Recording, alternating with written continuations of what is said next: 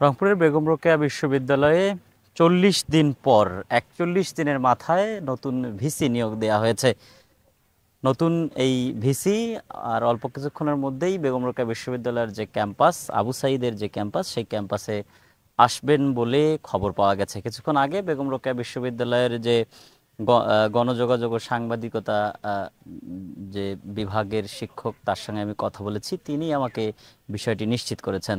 তবে এর আগে আমি বেগম রোকেয়া বিশ্ববিদ্যালয়ের যে গণসংযোগ শাখা, সেখানকার যে উপপরিচালক রয়েছেন মোহাম্মদ আলী, তার সঙ্গে কথা বলেছি। তিনি আমাকে যেটি জানিয়েছেন যে বেগম রোকেয়া বিশ্ববিদ্যালয়ের নতুন এই ভিসি, যিনি উপাচার্য হিসেবে উপাচার্য হিসেবে নিয়োগ পেয়েছেন, তিনি ঢাকা বিশ্ববিদ্যালয়ের ফলিত গণিত বিভাগের অধ্যাপক ডক্টর শওকত আলী।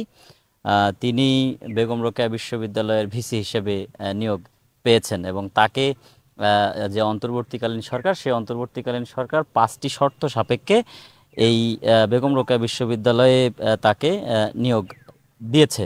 এখন পর্যন্ত যে তথ্য রয়েছে আমার হাতে, তাতে করে বেগম রোকেয়া বিশ্ববিদ্যালয়ের যে ভিসি নতুন শওকত আলী, তিনি আজ 6টার সময় এসে বেগম রোকেয়া বিশ্ববিদ্যালয়ের যে দায়িত্বভার সেটি বুঝে নেবেন। এবং ইতোমধ্যেই আমরা কথা বলেছি, তিনি 4:30টার একটি ফ্লাইটে এই মুহূর্তে সৈয়দপুর বিমানবন্দরের উদ্দেশ্যে রওনা দিয়েছেন। সেখানে বেগম রোকেয়া বিশ্ববিদ্যালয়ের জনসংযোগ শাখার উপপরিচালক সহ কয়েকজন শিক্ষক তাকে রিসিভ করে বিশ্ববিদ্যালয়ে নিয়ে আসবেন এবং বিশ্ববিদ্যালয়ে এসে তিনি সন্ধ্যা 6টা নাগাদ বেগম রোকেয়া বিশ্ববিদ্যালয়ের যে দায়িত্বভার সেটি তিনি গ্রহণ করবেন বলে বেগম রোকেয়া বিশ্ববিদ্যালয়ে কর্তৃপক্ষ সূত্রে এ তথ্য জানানো হয়েছে। যদি আজকের যে প্রজ্ঞাপনটি জারি করা হয়েছে, যে প্রজ্ঞাপন জারি করা হয়েছে শিক্ষা মন্ত্রণালয় থেকে, সেই প্রজ্ঞাপনে যে শর্তগুলি দেওয়া হয়েছে, সেখানে বলা হয়েছে যে ভাইস চ্যান্সেলরের নিয়োগের যে মেয়াদ, যোগদানের তারিখ হতে 4 বছর হবে। তিনি তার বর্তমান পদের সমপরিমাণ বেতন ভাতাদি পাবেন। এছাড়াও তিনি বিধি অনুযায়ী সংশ্লিষ্ট যে অন্যান্য সুবিধা সেটিও ভোগ করবেন এবং এছাড়াও তাকে বেগম রোকেয়া বিশ্ববিদ্যালয়ে সার্বক্ষণিক থাকবার জন্যও নির্দেশনা দেয়া রয়েছে সেই প্রজ্ঞাপনটিতে।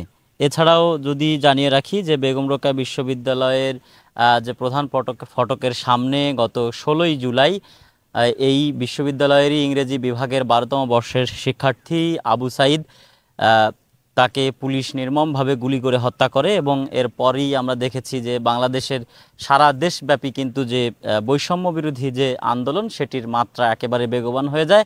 একে একে মুগ্ধসহ নাম না জানা অসংখ্য ছাত্ররা সেদিন শহীদ হয় এবং এর পরপরই সেই দাবি গিয়ে ঠেকে এক দফার দাবিতে এবং পরবর্তীতে যেটি ছাত্র জনতার গণ অভ্যুত্থান হিসেবে আখ্যায়িত করা হয়। এবং গেল 5ই আগস্ট এই গণ অভ্যুত্থান হওয়ার পর সাবেক যে প্রধানমন্ত্রী শেখ হাসিনা, তিনি বাংলাদেশে পদত্যাগ করে পার্শ্ববর্তী দেশ ভারতে চলে যান এবং এর পরপরই আমরা দেখেছি যে নতুন করে যে অন্তর্বর্তী সরকার, তার প্রধান হিসেবে ডক্টর মোহাম্মদ ইউনূস দায়িত্বভার গ্রহণ করেন এবং এরপর থেকেই নানাভাবে বিভিন্ন স্থানে এটির পরিবর্তন, দেশে একটা ব্যাপক পরিবর্তন আসা শুরু হয়।